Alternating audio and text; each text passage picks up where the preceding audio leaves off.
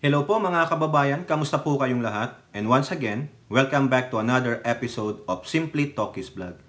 Pag-usapan naman natin mga kababayan, ito pong sinabi ni Representative Ace Barbers na siyang chairman po dyan ng Quad Committee. No? At ganun din po, yung mga kampo ni Kibuloy, yung mga nakasuhan ng sedisyon ni General Torre nung time na hinahanap si Kibuloy, sinagot po, no? Nag-file po yata sila ng kanilang posisyon, no? At ganoon din po, nagbabala po ang NBI, ang National Bureau of Investigation. Delikado to mga kababayan, sama po dito ang inyong mahal na lingkod. Pero bago po tayo magpatuloy, tayo po ay magbibigay pugay at pasalamat sa lahat ng ating channel members, followers, subscribers, nag-like at nagsishare ng ating mga videos, sa mga nagbi-video replay, nagsishare ng kanilang blessings, sa mga nakakasama natin sa ating video premiere at live streaming. And special shout out to all our OFWs, sa mga men and women in uniform, sa mga ating mga frontliners at mga guro. At ganoon din po, lubos po ako nagpapasalamat sa lahat ng sumusuporta, sumusubaybay at tumutulong sa ating channel. May God bless us all, may God bless our country, and may God bless this Marcos administration and protect it from the forces of evil like the Dutertes. Okay, unahin natin mga kababayan, ito pong sinabi ni Representative Ace Barbers. Kasi ito pong si Representative Ace Barbers, isa po ito sa mga sinisira ng mga trolls na kung saan apektado po sila sa ginagawa ng Quadcom, lalo na sa Pogo at War on Drugs. Sabi niya nga malamang ito ay yung mga kartel, no, na talagang tinatamaan ng husto, nasisira ang kanilang mga operasyon at binibira po siya. Yung latest po dinadawit po si Representative Barbers at yung kapatid na governor doon po sa kanilang bayan, diyan po sa Surigao del Norte, na mga drug lords daw po sila kasi may isang nahuling sasakyan na inaalud na iyon ay sasakyan ng kapatid niya, pero sabi po ng PIDEA, hindi po yun totoo. Kasi sa mismong Surigao yata nangyari yung, pero sabi ng PIDEA, hindi po yan totoo. Kaya humingi po ng tulong ang Representative Barber sa NBI na tulungan silang mapanagot yung nagkalat ng balita na yon. Ngayon, meron na naman pong sinabi si Representative Barbers dito po sa Politico. Paninirang puri na walang basihan at katotohanan. Barber hit narco trolls. Ay, may bago na po siyang tawag ngayon. Narco trolls.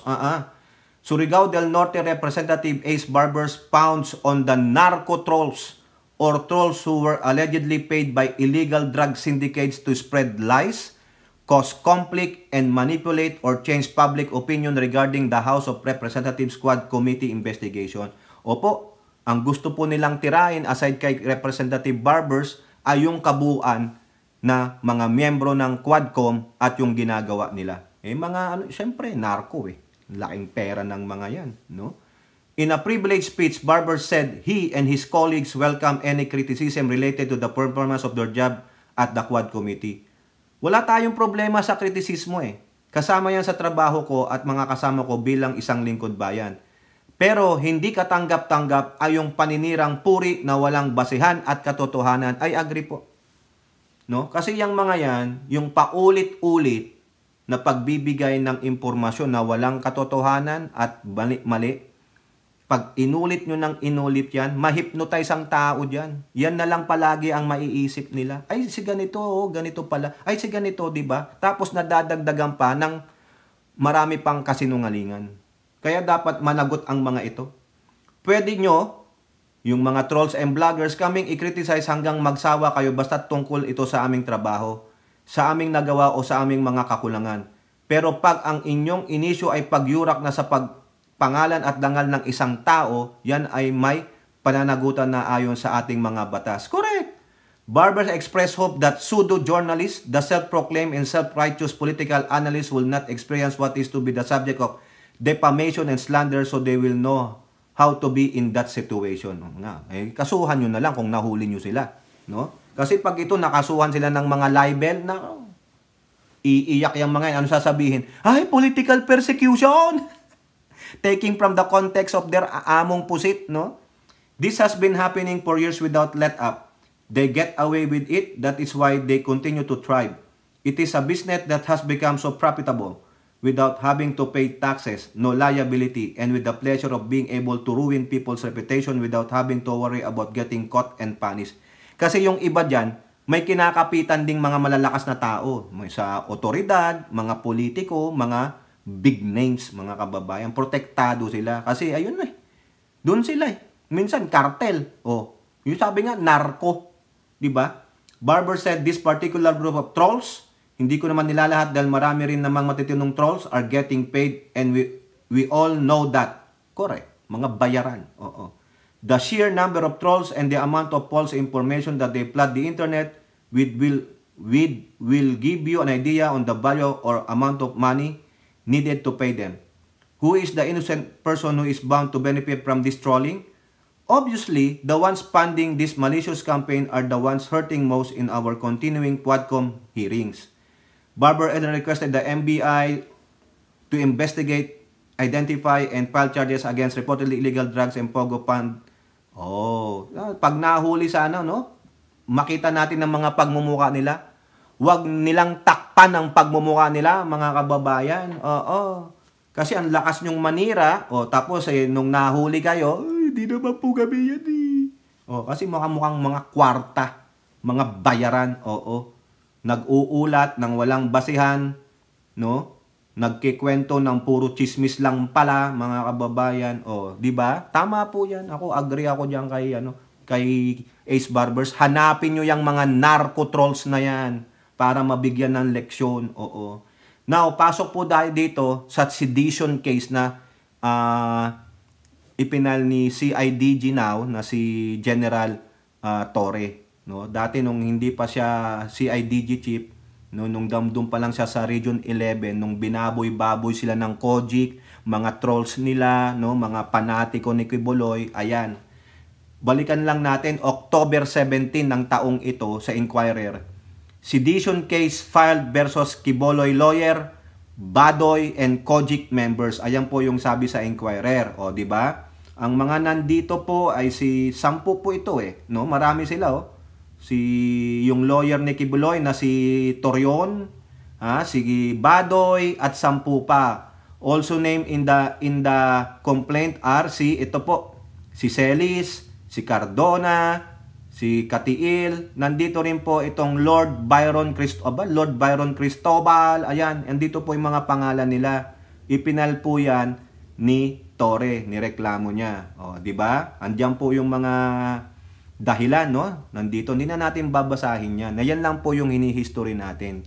Kasama sila Celis, si Badoy, si Byron, si Torion, si Cardona, at yung iba pa ng mga Kojic members. Now, kahapon po sa ulat ng GMA News, Kibuloy lawyer, others file counter affidavit on sedition complaint. Ayan po. After 2 months, sinagot nila yung sinampang kaso ni CIDG Chief General Nicolas Torre. Ayan. Sabi dito, the legal counsel of Kojic founder Apollo Kibuloy and others had filed their counter affidavit on the sedition and inciting to sedition complaint against them before the Department of Justice. Kibuloy's lawyer Torion said he represented himself before the DOJ. Quote, yes, as early as the last hearing pa. Yung second hearing lang ngayon, I just have to be there because I'm one of the respondents. At yung correspondents likewise filed their counter affidavits.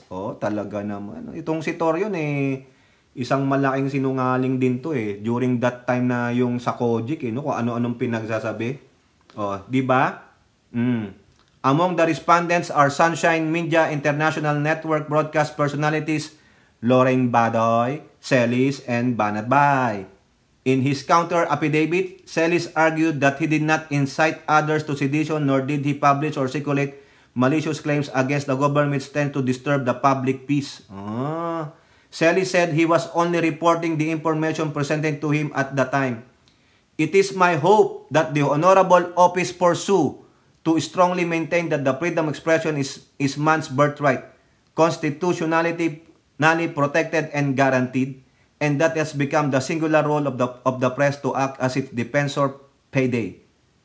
Payday o whatever. Yan na naman sila, gumamit na ng mga ganung word. In a democratic society such as ours, yung sabi ni Celis, yung defensor payday is Latin for defender of the faith. Ay, ganun pala yun. Meanwhile, Celis said in an interview that the police move was a harassment complaint. Ay, harassment complaint lang pala ang ginagawa mo, si IDG Chief Nicolas Torres. Sabi ni Celis. O, di ba? Kaya ganon. Ano kayang sabi naman dito nung si Lord Byron Cristobal? O yan tandaan ninyo yung sabi ni Celis, freedom of ano daw to, yung freedom of expression is man's birthright. Oo, agree tayo dyan. Freedom of expression, freedom of speech, the right to free speech, but, tingnan ninyo, ito po yung sabi ng NBI. NBI warns bloggers. Ikaw dyan, Tokis, winawarning nga kaya ng NBI. Freedom of expression is not absolute. When you talk about absolute, hindi yan forever. Hindi yan yung wala kang pananagutan. Ayan, meaning may demarcation. Kaya nga may libel case may defamation case Di po ba? Kailangan merong boundaries. Oo. Kaya Celis, hindi porket nasa media ka o nasa press ka, yung sinasabi mong freedom of expression, right to free speech, ay forever na. May hangganan po. It is not absolute. Oo. Kaya mahiya ka. Even though it's a birthright, but there is still some law na pwede nyong sundin. Kaya nga merong batas para panagutin ang mga paninirang puri ninyo. Oo. Bloggers may be held liable for issuing remarks that potentially incite sedition because the right to freedom of expression is not absolute. Ayan ang sinasabi.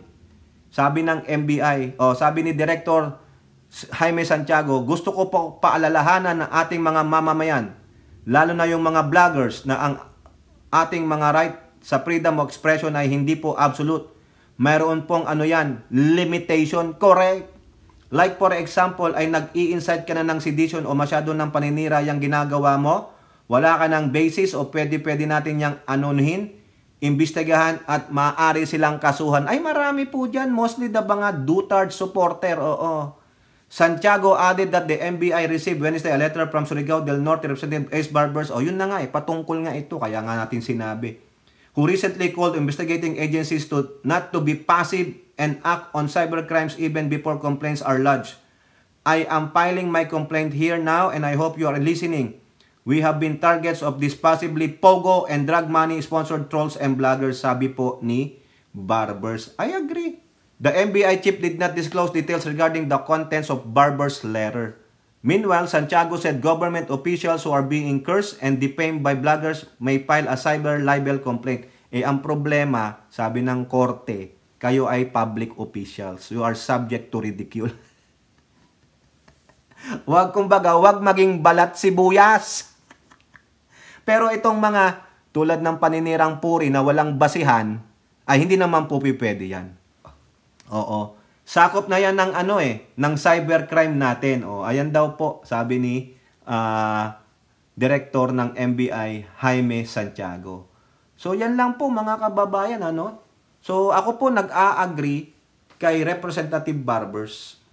Dapat kayong managot, kayong mga narco trolls, mga bayaran ng mga mga narcos, na walang basihan, ang gusto nyo lang siraan ang kredibilidad ng mga mambabatas na nandyan sa Quadcom. Maski na mali na yung pinagsasabi nyo, pero kailangan kasi bayad kayo. Kayo yung mga walang prinsipyo. At sabi nga po ng NBI, freedom of expression or freedom of speech is not absolute. Alam mo din yan, Celis. Alam nyo yan, Badoy. Nasa media kayo Hindi lahat pwede nyong sabihin, hindi pwedeng lahat ay kayo ang may monopolyo ng karapatan at kalayaan. Hindi po. There is always a limitation. Di sana kung walang limitation, wala nang Wala na yung cybercrime, wala nang cyber yung cyber law ba tawag doon, yung mga libel defamation. Oh.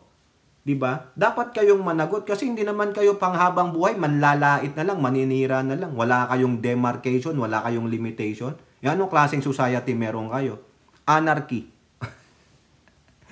'Di ba? Lawless society. Oh. Kayo po, ano pong inyong masasabi? Comment down below and don't forget to like and share. Hope to see you on the next videos. Bye-bye. God bless.